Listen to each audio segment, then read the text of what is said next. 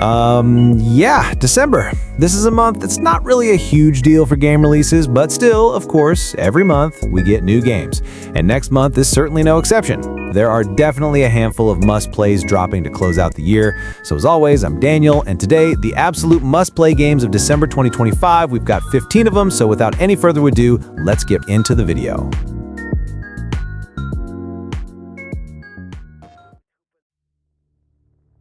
So starting off at number 15, we have Code Violet. Now, if you're craving a little bit of that old school 90s style survival horror, I feel like this is definitely the one you want to keep an eye on.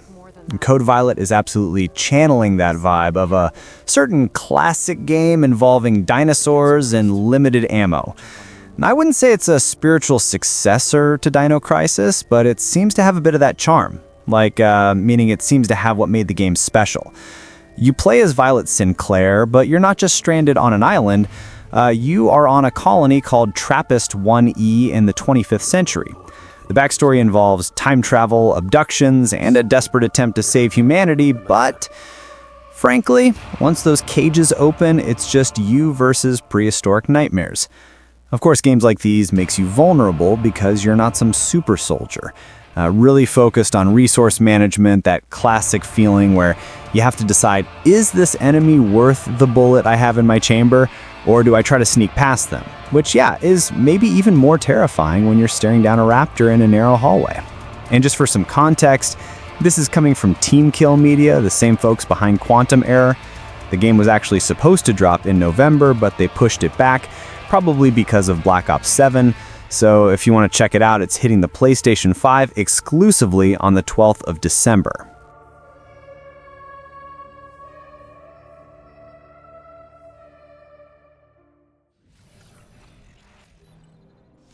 All right, sliding into number 14, we have Marvel Cosmic Invasion. If you loved Teenage Mutant Ninja Turtles Shredder's Revenge, or if you remember that pure chaotic fun of the old arcade beat-em-ups, Marvel Cosmic Invasion is from those same folks, Tribute Games and Dotemu, which you know it's going to be good just based on that pedigree alone. The whole setup here is basically the Annihilation comic run come to life. You've got Annihilus, the big baddie from the Negative Zone, launching this massive invasion. The gameplay is a pixel art brawler, sure, and also they've added this Cosmic Swap tag team mechanic that just elevates everything. You pick two heroes, and you can switch between them instantly mid-combo.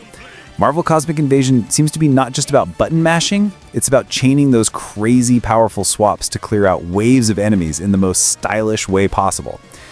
What else? The roster is stacked. You've got 15 playable heroes, the heavy hitters like Spidey and She-Hulk, but they also threw in deep cuts like Beta Ray Bill and Cosmic Ghost Rider, which is just awesome for the comic nerds out there.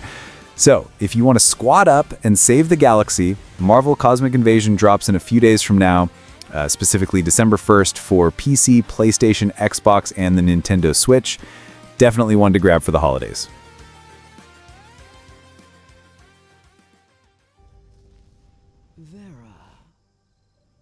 Moving on to number 13, we have Ashes of Creation. This isn't a full release yet, but this is the early access alpha opening up on Steam. And a lot of people have been following this project since the Kickstarter days back in 2017. I think I found out about this game about 3 or 4 months ago or something. This is a massive, a big old high fantasy MMORPG. And the core gameplay concept is all about this dynamic, changing world that's driven by player actions. Basically, how players interact with a certain area, like if your guild or if your friends keep farming resources or doing quests in one spot, that area starts to grow. It evolves from a little expedition into a village, and then, eventually it could become a massive, massive metropolitan city. And that's the real gameplay stuff, because only a few nodes can evolve to a metropolis in a given region. That means there's going to be a competition. And when one city gets built, another potential one is shut down. This leads to massive siege warfare and world events where you're fighting not just monsters, but you're literally fighting other players for the right to govern and develop the world. They switched the whole project to Unreal Engine 5 a while back, so visually, it looks kind of great too. The early access alpha is finally opening up on PC on December 11th, so keep an eye out on this one.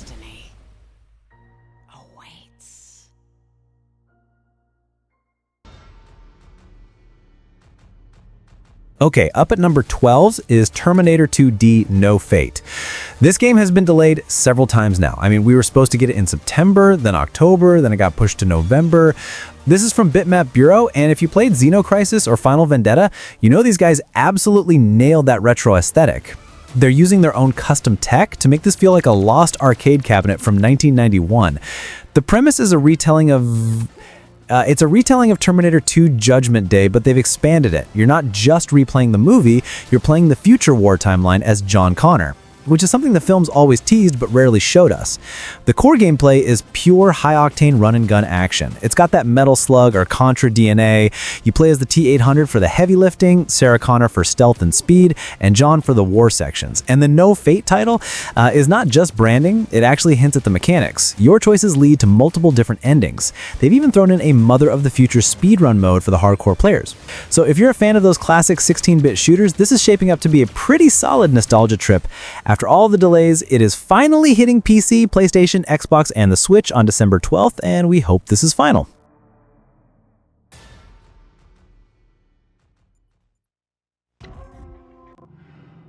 All right, at number 11, we have Routine.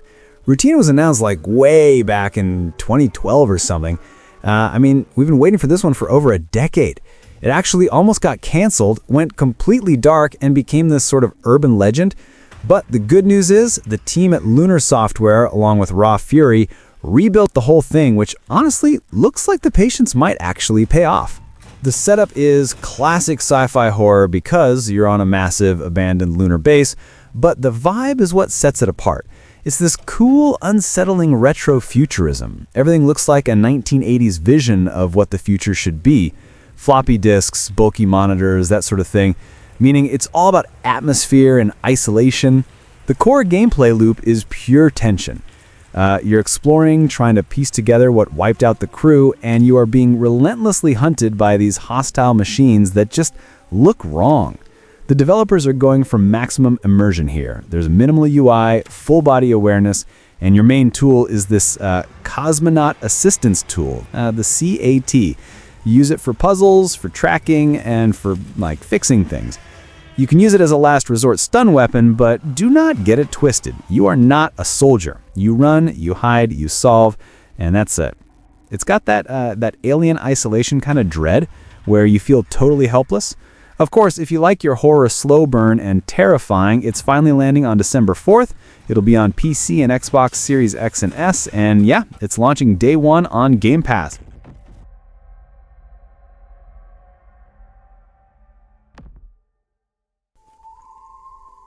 Hello, old friend. It's been a long time. Coming in at number 10 is Red Dead Redemption. We all know this isn't exactly a new game, and we also all know John Marston, but it is back, and it is riding again on modern platforms with some serious upgrades.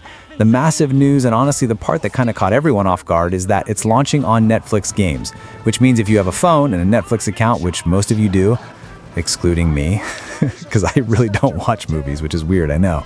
Yeah, if you have Netflix, you basically have Red Dead Redemption. So this is still arguably one of the best open-world adventures ever made. The dead-eye targeting stuff feels snappy, the physics when you get into a shootout in a saloon are still unmatched, and the story still hits hard. Plus, this version includes the Undead Nightmare expansion, so you get the zombie mode too. Not really much to say for this one though, because like I said earlier, we basically all know a thing or two about this game, so if you're diving in for the first time on mobile for free, well, free with your subscription, or experiencing it on your console, Red Dead Redemption lands on all platforms on December 2nd. Good day, sir. Madam. Look at me. The mysterious disappearance of dreamers. So sliding into number 9, we have Sleep Awake. This one is coming to us from Blumhouse Games. The horror movie giants are making games now, and the team behind it has me really intrigued. It's developed by Eyes Out, a studio helmed by Corey Davis, the director of Spec Ops: The Line and Robin Fink of Nine Inch Nails. That is, frankly, an absolute dream team, or, well, a nightmare team considering the vibe here. You play as Katya. You wake up in the last known city on Earth, and the rule is simple. If you fall asleep, you vanish. Sleep literally equals extinction in this world. The gameplay is a survival horror experience that relies heavily on like stealth and puzzle solving. Because no one can sleep, the city around you is just completely insane. It's full of cults, bizarre experiments, and this atmosphere of pure psychedelic dread. You're fighting your own like biological necessity to shut your eyes. We don't really know exactly how the mechanics will play out moment to moment, though the themes are going to go super hard. But one thing is certain as of right now, Sleep Awake is scheduled to launch on December 2nd for PC, PlayStation 5, and Xbox Series. It's a definite must-play if you're looking for horror with a high-concept twist.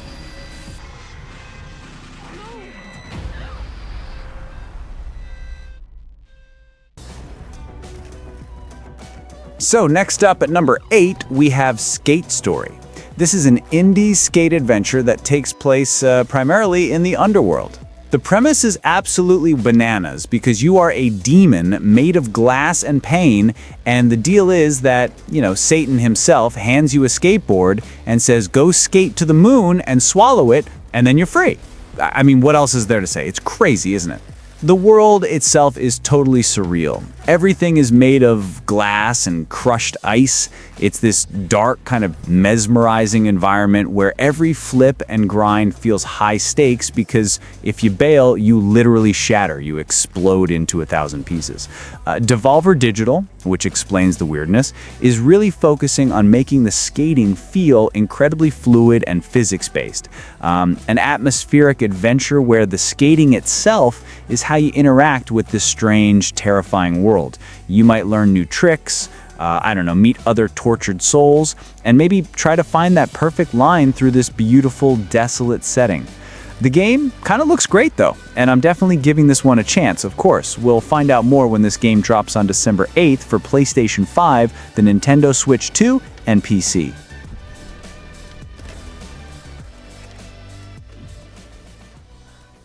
Okay, quick recap. This is a game where music is illegal and you do crimes. Moving on to number 7 is Unbeatable. You probably remember a little demo called Unbeatable White Label. In Unbeatable, music is illegal, and you do crimes. You play as Beat, yes, the girl with the pink hair, and you are in a world where audio is outlawed, so naturally you start a band. But what makes this make sense is, honestly, how it balances two totally different moods. On one side, you have the exploration. You're walking around the city, talking to your bandmates, and just, existing in this stylish world. It's got that slice-of-life anime vibe where you're just hanging out. The mechanics is that it's just two buttons, up and down or left and right. I'm talking about the combat right now. So, enemies fly at you to the beat, and you have to smack them away. It's arcade flawless, which is a nice way of saying it's gonna kick your teeth in if you lose your rhythm. Visually, it's vibrant, it's chaotic, as you can see. Now, this was actually supposed to drop in November, which obviously it didn't. So now it is officially hitting PC, PlayStation 5, and the series, Xbox Series, on the 9th of December.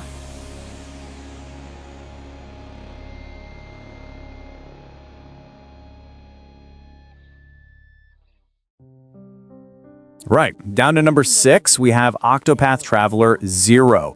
Look, the first thing you notice is the visuals. That signature, stunning HD 2D aesthetic is back, and it looks just unbelievable on the newer hardware. But Square Enix is doing some massive changes to the formula here. This time, you don't start with a choice of 8 preset heroes. For the first time ever in the series, you get to create your own protagonist. You customize their look, their starting skills, everything. It really puts you at the center of the story of Orstera. The story starts when your hometown, Wishvale, is completely engulfed in flames on the Day of Reverence. The main narrative choice you face is between pursuing revenge against the people who burned everything down, or dedicating yourself to restoration. There is a huge, in-depth town-building mechanic now. It's kind of like a Sim City layer inside your JRPG. You spend resources to rebuild Wishvale, tile by tile, and you have to use your path actions to recruit allies. You can gather a party from over 30 different travelers and invite them to move into the homes you build. It gives the whole game this incredible sense of tangible progression beyond just, grinding levels. And don't worry, the combat is still pure Octopath. The strategic break and boost system is back, but now you can fight with a party of up to 8 characters in those massive turn-based battles. And just for context, this is actually a premium full console remake of the prequel story that was originally on mobile, but stripped of all the gotcha stuff. The release date for this one is December 4th, and it's coming to PC, the PlayStation 4 and 5, Xbox Series, and the Nintendo Switch, and finally the Switch 2. Of your own creation. Sliding into number 5, we have Metroid Prime 4 Beyond. The feeling of seeing Retro Studios back at the helm and seeing Samus exit her gunship and dive back into that first-person view is enough to sell the game. It is pure, classic Metroid Prime. Scanning everything, morph ball puzzles, and that tight, satisfying lock-on combat. If you played the original trilogy back in the day, this is going to be that perfect hit of nostalgia.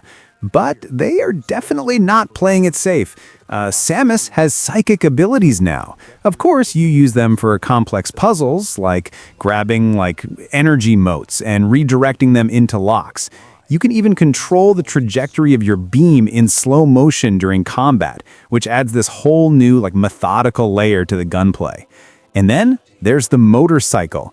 You use this for traversing the absolutely massive open areas of the new planet, Vuros, specifically this huge desert region called Sol Valley. This edition completely changes the scale of exploration in a Prime game. It almost gives it this open-world Metroidvania feel. It's ambitious, it's beautiful, and it's absolutely one of the biggest releases to wrap up the year.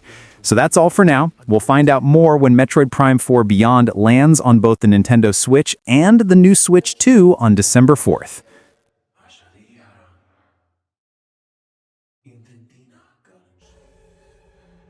Coming in at number 4, we've got the massive strategy expansion, Total War Warhammer 3 Tides of Torment.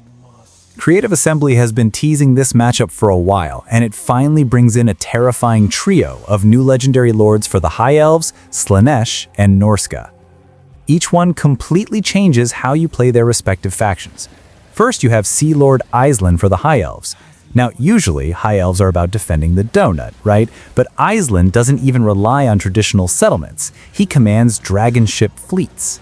Think of it like the Vampire Coast or Black Ark mechanics. These are huge, self-sufficient vessels that act as your whole infrastructure and military base. Then, you get the villainous Sail the Faithless for Norska. He's a sorcerer who thrives on cunning rather than just smashing things.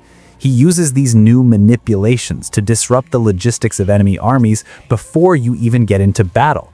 It creates a completely different approach to the Norscan playstyle, which is usually just rush B. And of course there's Digchula, the Denied One for Slaanesh, leading the Tormentors. Her whole campaign is built around managing decadence and capturing settlements that turn into pleasure palaces. Basically, Tides of Torment is a huge injection of new units and mechanics into the massive Immortal Empires map. It lands on PC via Steam and Epic, of course, on December 4th.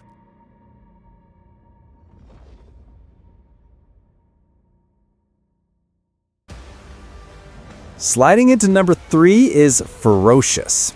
Yeah, on paper, it's a dinosaur FPS, and the setup is pretty standard survival fare. You are shipwrecked, right? Stranded on this massive, mysterious Pacific island. The environments are lush, they're vibrant, but they are also absolutely terrifying.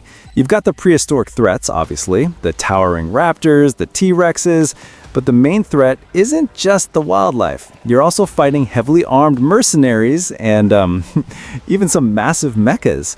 All I see in this game is like a Far Cry style of jungle gunplay mixed with a really heavy sci-fi element. You find this thing called the Dino Control Device, the DCD. You can actually use this device to command certain dinosaurs to fight for you. You can point a pack of raptors at an enemy mercenary camp to, create a huge diversion while you flank them.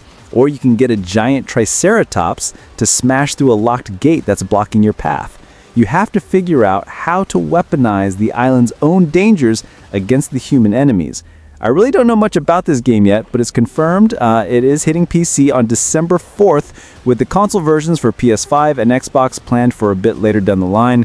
We don't know yet But one thing we know for now is that Ferocious is coming to PC on the 4th of December.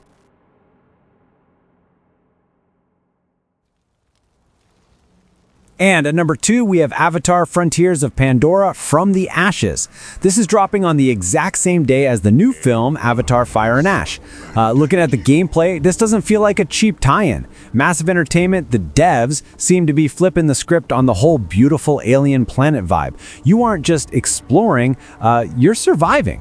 You play as Solek, who you might remember from the base game as that battle-hardened survivor. And he wakes up after being ambushed by the RDA and their brutal new allies, the Ash Clan.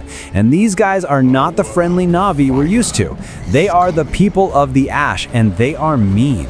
So this takes place in a new subregion called the Ravines, and it is a ravaged, scorched, corrupted zone. It's got this volcanic, desolate aesthetic that looks great. The gameplay shifts to match that tone. It's a lot more aggressive. You're forced to use enhanced perception and brutal close quarters attacks because the RDA has upgraded all their amp suits to deal with the volcanic terrain. You're fighting mechs and hostile Na'vi. It pushes the narrative intensity to a totally different, darker experience. So if you want to see the darker side of Pandora, you can jump in on December 19th on PlayStation 5, Xbox Series X and S, and PC.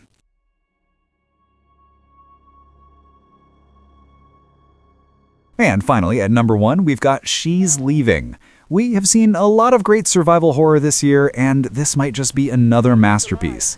You are Charles Dalton, a forensic analyst, and you're illegally entering these dark, sprawling crime scenes, like the terrifying House Haywood, which is this creepy old Tudor mansion in the middle of a snowy nowhere. And you're piecing together the evidence to solve a serial murder case. You are using real-world forensic techniques. You actually set up these tripods to shoot laser strings to calculate the trajectory of blood on the walls. It sounds nerdy, I know. You're finding meaning in the blood to uncover the truth that the police missed. It gives you these serious Dexter vibes, but without the murdery part on your end. And while you are doing this slow, methodical science, you are being relentlessly stalked by an unkillable enemy. This guy, who by the way sounds like a very angry Welshman, is trying to silence you. And your only defense, your only tool against him is a low-powered taser. And it doesn't kill him, it just stuns him for a second. Basically, this is truly a genius blend of detective thriller and pure survival terror. She's Leaving drops on December 2nd for PC, PlayStation 5, and the series. If you enjoyed this video, make sure to leave a like, subscribe, and also turn on the notification. Lastly, don't forget to drink water and get some sun. Thanks for watching, and I'll catch you in the next one.